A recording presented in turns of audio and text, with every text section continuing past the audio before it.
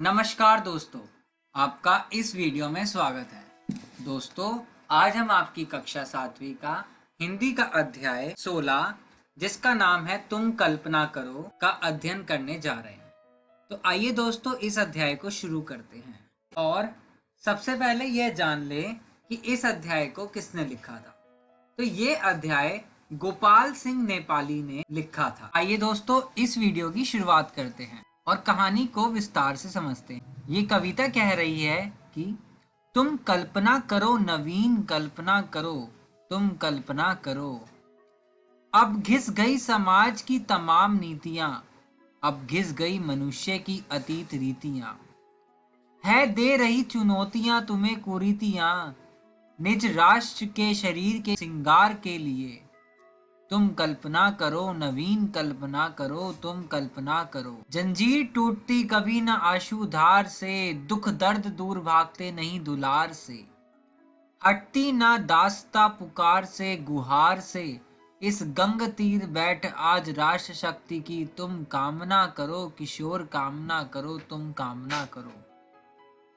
जो तुम गए स्वदेश की जवानी गई, जो तुम गए स्वदेश की जवानियां गईं, चित्तौड़ के प्रताप की कहानियां गईं, आजाद देश रक्त की रवानियां गई। अब सूर्य चंद्र से समृद्ध रिद्धि सिद्धि की। तुम याचना करो दरिद्र, याचना करो, तुम याचना करो। आकाश है स्वतंत्र मेखला, यह है श्रृंग भी स्वतंत्र ही खड़ा बना ढला। हे जल प्रपात काटता सदैव श्रृंखला, आनंद शोक जन्म और मृत्यु के लिए। तुम योजना करो स्वतंत्र, योजना करो, तुम योजना करो। जो ये कविता है मित्रों, इस कविता में कवि ने देशवासियों को तमाम कुरीतियों, चुनौतियों, रीतियों और अतीत की घिसी पिटी रीतियों को त्याग कर राष्ट्र के नव निर्माण की प्रेरणा दी है।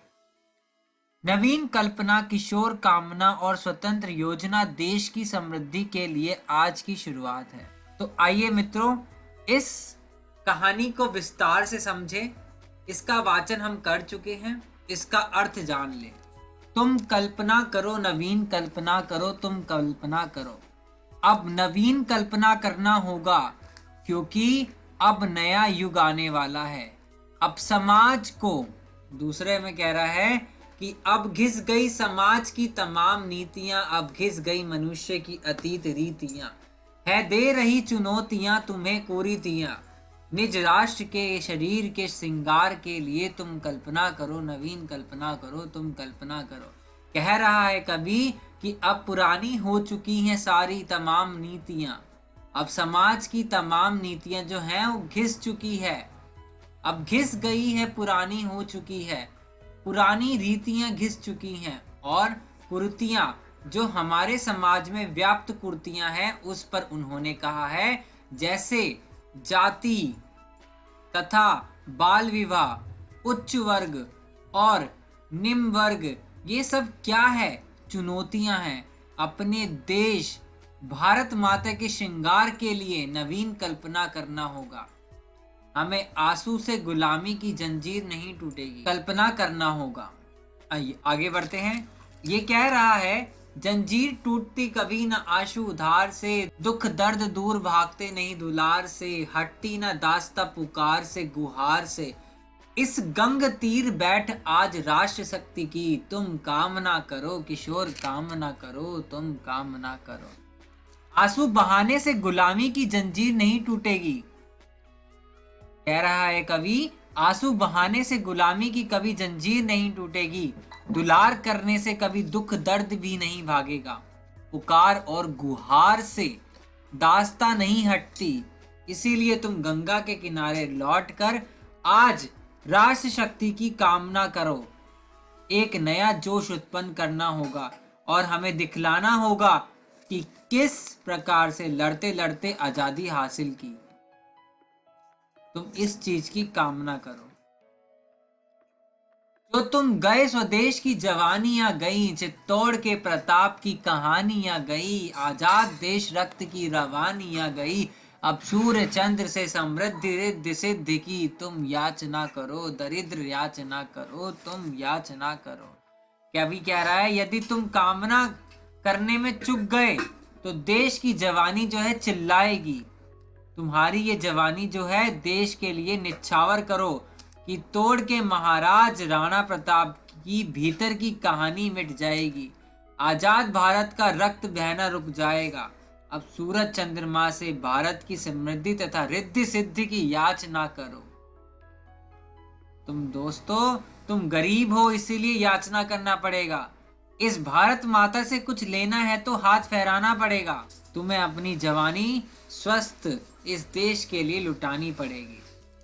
आगे बोल रहा है आकाश है स्वतंत्र मेखला, ये है सिंह भी स्वतंत्र तही खड़ा।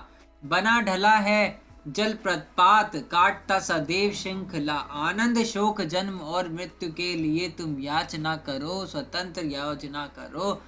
तुम योजना करो, स्वतंत्र योजना करो, तुम योजना करो। कह रहा है कवि आकाश स्वतंत्र है, नदियां स्वतंत्र है, नदियां अपना रास्ता स्वयं बनाती है। इसी प्रकार से मानव को कहा जा रहा है कि उस पथ पर चलो जो हमारी देश आजाद हो जाए। एक साथ चलो। पर्वत के शिखर भी स्वतंत्र रूप से खड़े होते हैं। मर जाएंगे तो क्या हो जाएगा, कुछ नहीं होगा।